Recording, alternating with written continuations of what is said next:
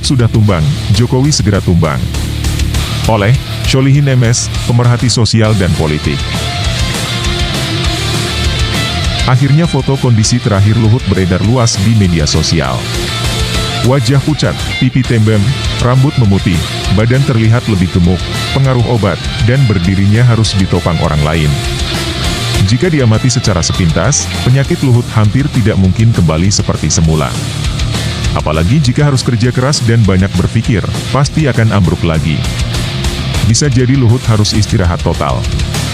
Mundurnya Luhut dari kabinet dan orang dekat Jokowi, dipastikan akan makin melemahkan kekuatan Jokowi.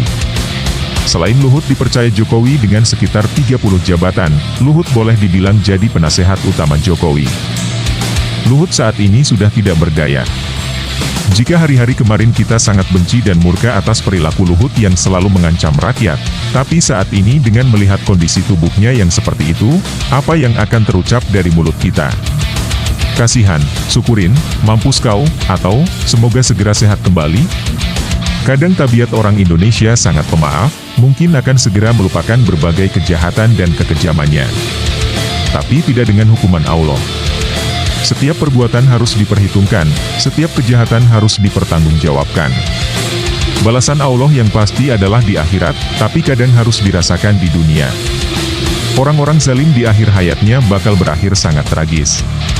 Contohnya Namrud, Fir'aun, Haman, Karun, Abu Lahab, Abu Jahal, Ubay bin Khalaf, Mustafa Kemal Atatürk, dan lain-lain. Tidak ada kejahatan yang abadi. Mereka hanya bisa bertahan selama beberapa saat, setelah itu Allah hancurkan dengan caranya sendiri. Ada satu hukum alam, sunatullah, yang pasti berlaku bagi semua orang jika ditakdirkan umur panjang.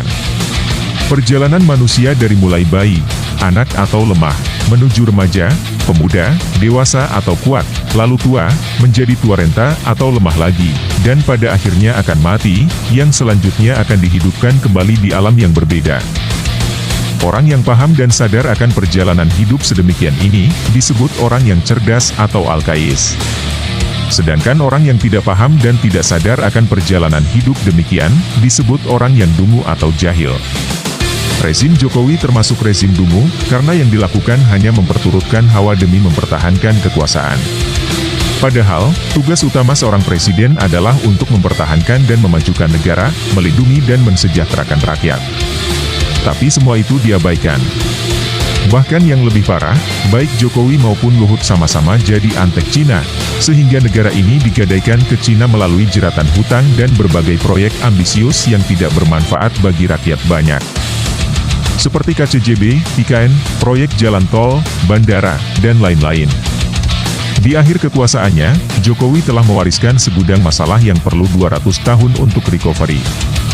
Belum usai permasalahan yang dibuat Jokowi, sekarang malah menghimpun, menyalahgunakan kekuatan dan kekuasaannya untuk membangun politik dinasti. Di rezim Jokowi Indonesia sudah hancur. Akan dibuat hancur lebur lagi oleh putra mahkotanya, Gibran Rakabuming, yang bisa jadi jauh lebih otoriter dari Jokowi. Di tengah-tengah sikap masyarakat yang hampir putus asa, karena semua lini di rezim Jokowi sudah bobrok dan rusak parah, kita masih berharap ada pahlawan yang akan menyelamatkan bangsa ini. Berbagai upaya sudah dilakukan orang-orang yang masih waras otaknya dan punya hati nurani. Tapi benteng kekuasaan Jokowi masih terlalu kokoh. Atas kuasa Allah, satu persatu kekuatan Jokowi mulai runtuh, yang pada akhirnya rezim Jokowi akan benar tumbang. Ini beberapa tanda mulai tumbangnya rezim Jokowi. Pertama, hengkangnya Nasdem dan PKB dari koalisi pemerintah. Kedua, majunya Cak Imin jadi cawapres Anies, yang bakal menutup rapat suara Nahdien, selain kepasangan Anies Cak Imin. Ketiga, berbaliknya lembaga-lembaga survei pelacur yang mengaku tingginya elektabilitas Prabowo dan Ganjar adalah hoax, dan meyakini pasangan Amin yang akan menang. Keempat, gagalnya skenario Jokowi untuk penjagalan Anies. Kelima, berpalingnya para buzzer RP dan pendukung setia Jokowi, sebagian besarnya menjadi pendukung pasangan Amin. Keenam, perpecahan serius antara Jokowi dan partai pengusungnya, PDIP. Ketujuh, terbongkarnya konspirasi jahat antara MK dan Istana. Kedelapan, merenggannya hubungan Erick Thohir, menteri kesayangan Jokowi, dari keluarga Jokowi. Kesembilan, tumbangnya Luhut si menteri segala urusan, deril presiden, penopang utama Jokowi, yang diazab Allah dengan penyakit yang insya Allah tidak bakal bisa kembali normal untuk mengancam-ancam rakyat lagi. Kesepuluh, terbuka lebarnya pintu masuk untuk pemakzulan Jokowi jika partai-partai yang berseteru dengan Jokowi menggulirkan hak angket dan interpelasi. Jokowi diambang kejatuhan. Saatnya perubahan. Saatnya Anies memimpin Indonesia. Semoga Allah senantiasa memberikan pertolongan kepada bangsa Indonesia. Amin, ya mujibasa iliin.